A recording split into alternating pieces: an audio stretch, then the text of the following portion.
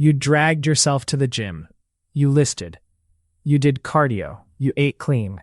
Then you check your meter, and it punches you in the face. Your glucose is higher than before you worked out. That feels like betrayal. But a post-workout spike is not automatically a fail. Sometimes it is a normal temporary fuel response. Sometimes it is a clue that your workout, your timing, and your baseline are pulling glucose in two opposite directions at the same time. Moving to slide 2. During exercise, your muscles can pull glucose out of the blood without needing much insulin. That is one force, and it usually improves your numbers. At the same time, your liver can push glucose into the blood to keep you from bonking. That is the opposite force, and it can raise your reading. Intensity decides which one wins. Easy Zone 2 cardio tends to be muscle dominant, so glucose often stays steady or drifts down. Hard intervals, sprints, or heavy sets flip the script because your body demands quick fuel. The liver responds fast, and your meter can jump even while your muscles are working. Timing changes the curve. If you measure right after a hard session, you may catch the peak. Wait 30 to 90 minutes and you may see the drop as muscles keep refilling. Your baseline matters too. If you start high, exercise often brings it down. If you start low or fasted, the liver has more reason to push glucose up. It is a tug of war, and stress hormones are the referee. Moving to slide 3. Adrenaline is the quick spike. It tells your liver to release glucose, and it makes your body temporarily less responsive to insulin. Cortisol is the slower add-on, keeping glucose available for longer. Intervals trigger a bigger surge than steady cardio. Heavy compound sets can do it too, especially near failure.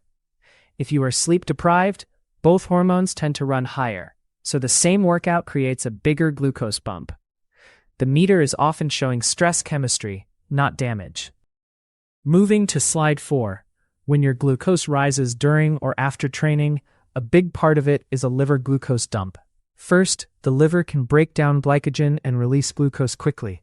Second, it can also make new glucose from lactate, glycerol, and amino acids, which matters more when exercise is hard or prolonged. You will see a larger dump if you are low carb, because your body leans harder on keeping blood glucose available, and you may have stronger counter-regulatory signals during intense work. You will also often see it if you train fasted, especially in the morning, because cortisol is already higher for many people, and the liver is primed to export fuel. Caffeine can amplify this. It can raise adrenaline and increase liver glucose output, so your pre-workout coffee can be the difference between a flat line and a spike. None of this means the workout was bad. It means your liver did its job. What matters is how high it goes, how long it stays there, and what happens afterward. Moving to slide 5. Not all spikes are equal. A short rise that peaks and then falls back down within about an hour is often just a normal stress and fuel response, especially after intervals or heavy lifting. A long high plateau, where you stay elevated for hours, is more concerning. Check the next meal. If your post-workout spike is followed by a better response to food, that is a good sign your muscles are soaking up glucose. Also watch your overnight numbers. If a hard late workout makes your night trend higher, you may need to change timing, intensity, caffeine, or recovery. Do not judge yourself by one reading. Look for patterns across sessions. Peak height, time to recover, next meal response, and overnight drift. That pattern tells you whether your training is helping or whether the dial needs to be turned. Moving to slide 6. Your glucose response depends on what kind of training you choose. Zone 2 cardio often nudges glucose down. HIIT often pushes it up first. Heavy lifting can spike it too, especially on big compound sets.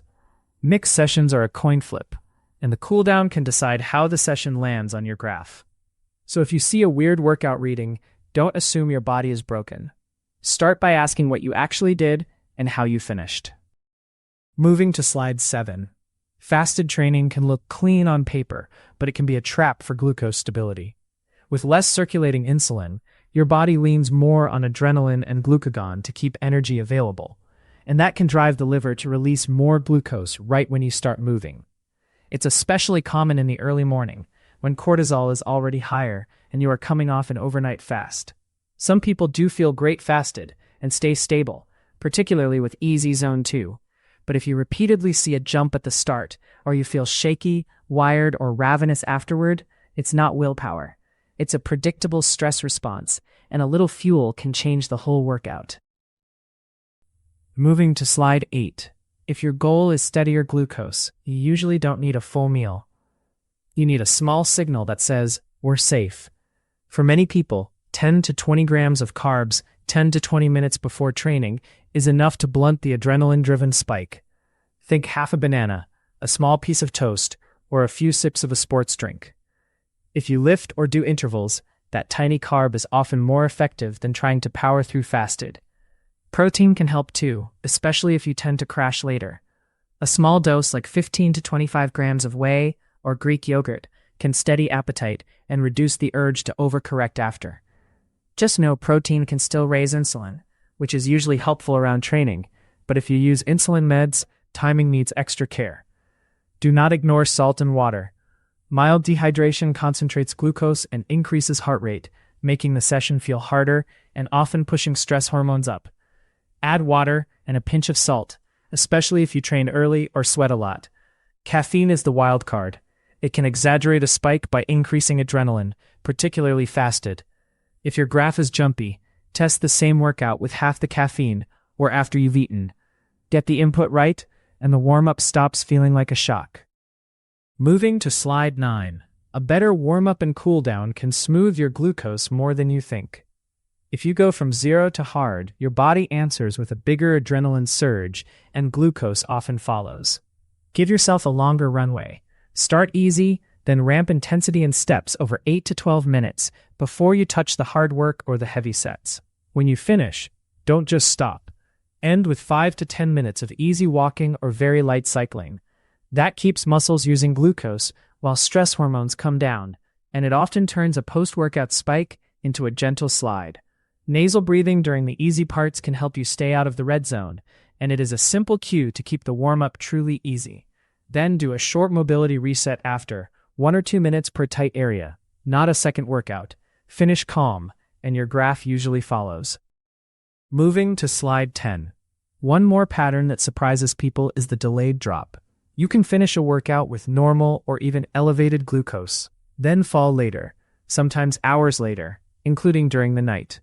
It is more common after long sessions, big volume lifting, or hard cardio, because muscles keep pulling in glucose as they refill glycogen and recover. As you get stronger and fitter, that uptake can increase, so the late dip can show up more over time, not less. If you have had nighttime lows, or you wake up at 2 or 3 a.m. hungry, sweaty, or restless, look at what happens after evening training. Check your glucose before bed for a few days after those workouts.